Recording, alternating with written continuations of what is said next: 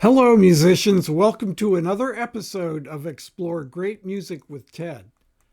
Today we're going to begin our study of the opening scene of Maurice Ravel's masterpiece, Daphnis and Chloe. So with that, let's explore the score. The opening scene is divided into three sections. Section 1 consists of the entire introduction, and it is followed by Section 2 and Section 3, which make up the religious dance. Each section itself contains clearly identifiable subsections. Section 1 has subsection A and subsection B. Section 2 has subsections A and A prime. And Section 3 has subsections A, B, and C.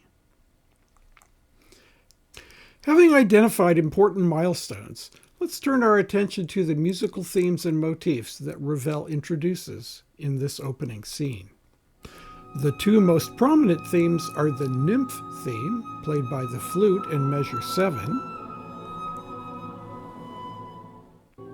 and the Daphnis theme, played by the horn in measure 15.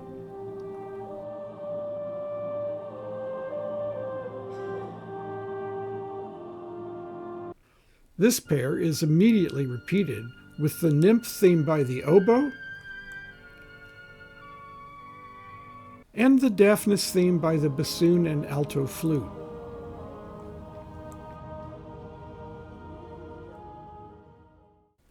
The chorus has its own distinctive music, characterized by undulating melodic seconds and a long-short rhythm. Its first entrance comments on the nymph theme, and the second on the Daphnis theme. The B section of the introduction brings forward two more themes. I'm calling the first of these the sheep theme, composed of shimmering triplets that rise from the low strings to the high strings. The second of these themes is the Chloe theme, which begins as a horn solo at measure 21, and continues as an ostinato in the winds and low strings to the end of the introduction. In section 2, its A subsection consists of two 6-measure phrases followed by one 7-measure phrase. I'll now identify 6 motifs from which these phrases are constructed. First, motif U, 1 measure, which is repeated. Second, motif V, 2 measures. And motif W, also 2 measures. The second phrase begins with motif U twice, then continues with a new motif X, 2 measures, which is repeated. Phrase 3 starts with motif Y and gives way to motif Z.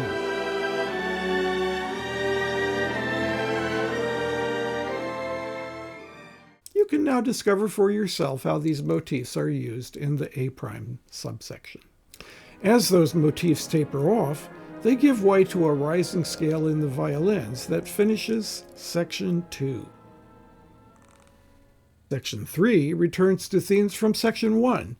The oboe plays the Daphnis theme, which gives way to the Chloe theme, and these are accompanied by the sheep theme in the violins played pizzicato. This is followed by a return of the chorus, but hear how motif U in the horn is mixed in at the end of the phrase. The second 5-measure phrase repeats the first, but now see how the return of U in the bassoon and alto flute allows the B subsection to grow organically from subsection A. Subsection B contains multiple counterpoint throughout. For instance, at measure 85, motif Y is played against motif U, and underneath this we have the chorus, as well as a slow march that has emerged in the basses. Subsection C ends the opening scene with a return of Daphnis, giving way to Chloe, then the nymphs, and the chorus. Now we can finish our discussion of themes and motifs with the following observation. Section 1 contained themes, Section 2 contained motifs, and Section 3 combined them together. So we can say that the opening scene is composed of a thesis, antithesis, and synthesis. This concludes part 1 of our study of the opening scene. Be sure to continue to part 2, where we will step back and look at Ravel's use of melody, harmony, and figured bass. The excerpts were performed by the Royal College of Music Symphony Orchestra and Chorus under the direction of Bernard Haitink. See the link in the description to see that performance. Thanks for watching. See you next time. Bye for now.